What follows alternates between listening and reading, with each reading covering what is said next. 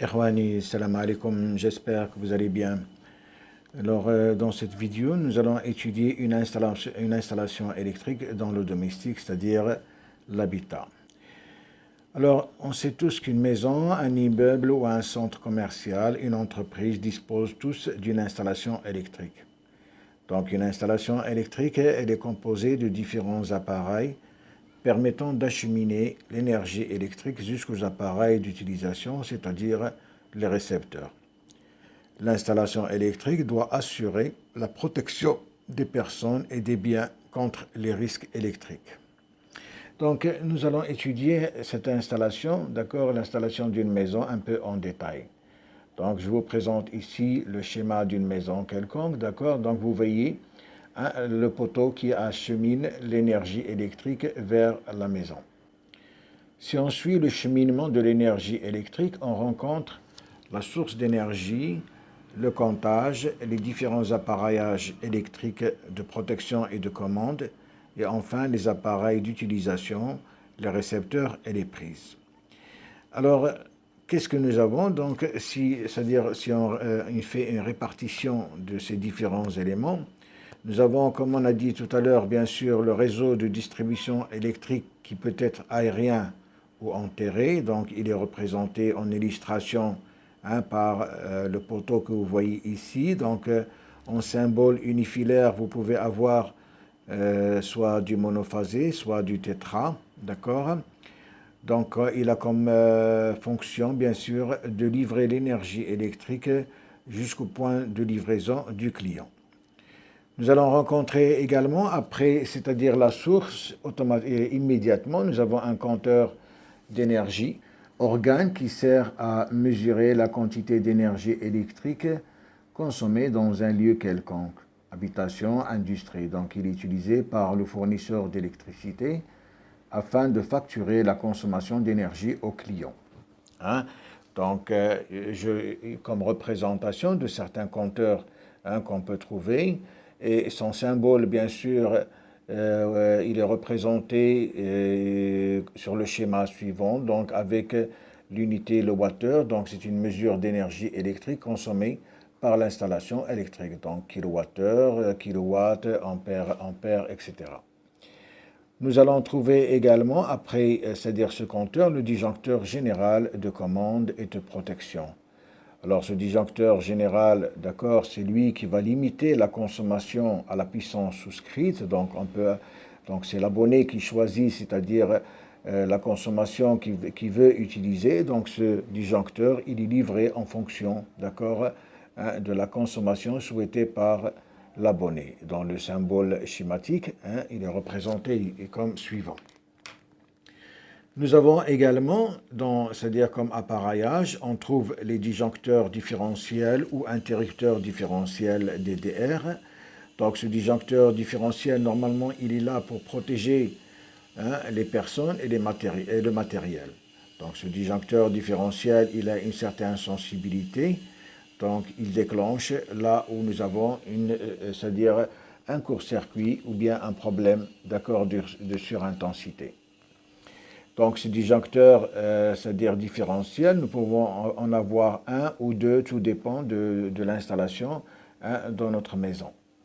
Et vous avez bien sûr tout de suite après le disjoncteur différentiel, les différents disjoncteurs divisionnaires, d'accord, que nous trouvons. Ils sont en nombre en fonction de l'installation que vous avez. Vous pouvez avoir des disjoncteurs différentiels qui sont directement liés à certains appareillages, comme par exemple les radiateurs, c'est-à-dire les fours à cuisson, là où nous avons un ampérage qui est quand même important, et vous pouvez avoir des disjoncteurs divisionnaires qui sont liés directement, d'accord, aux prises et aux interrupteurs. Donc ces disjoncteurs, ils sont là pour protéger le matériel contre les surintensités de type surcharge et court-circuit.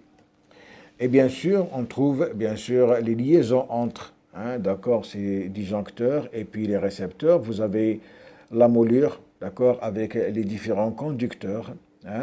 Donc vous pouvez avoir, c'est-à-dire une installation mono, c'est-à-dire vous avez la phase, le neutre et la terre. Comme vous pouvez avoir une installation en triphasé, c'est-à-dire vous avez les trois phases, le neutre et la terre. Donc là, on protège les conducteurs, d'accord, et conduire le courant. Donc ça, c'est le rôle des moulures, hein, protéger les conducteurs et conduire le courant.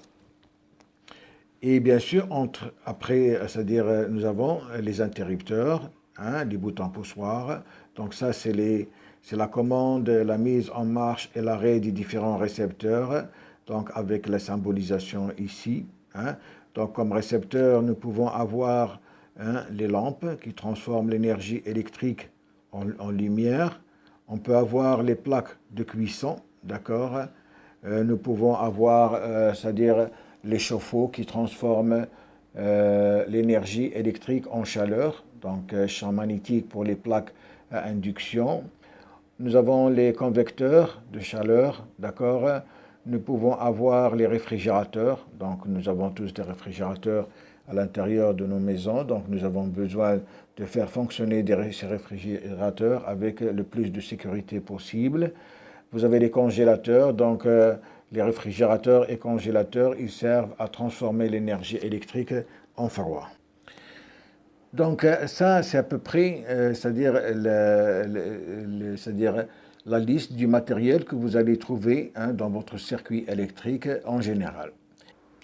Alors maintenant, nous allons faire, c'est-à-dire nous allons tracer le schéma électrique, hein, de cet appareillage avec les différents symboles, hein, électriques.